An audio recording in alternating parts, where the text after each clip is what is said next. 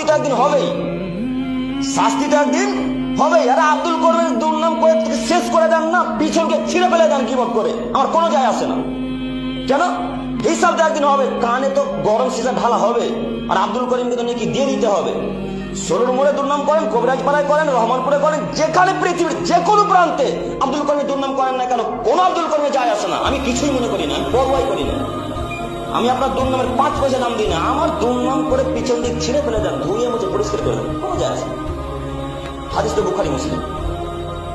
হিসাব নিকাশ করে চলিয়েন। কারোর ব্যাপারে কথা বলার আগে 100 বার ভাববেন যে কথাটা আব্দুর রহমানের ব্যাপারে বলবো, কথাটা কি ঠিক হচ্ছে? এই কথা যদি আব্দুর রহমানের ব্যাপারে বলি, আব্দুর রহমান দুঃখ পাবে না কষ্ট পাবে? যদি আব্দুর রহমান দুঃখ পায় তার নামে গীবত, আর যদি কথাটা শুনে শান্তি পায়, যদি খুশি, তাহলে সেটা হলো ভালো কথা।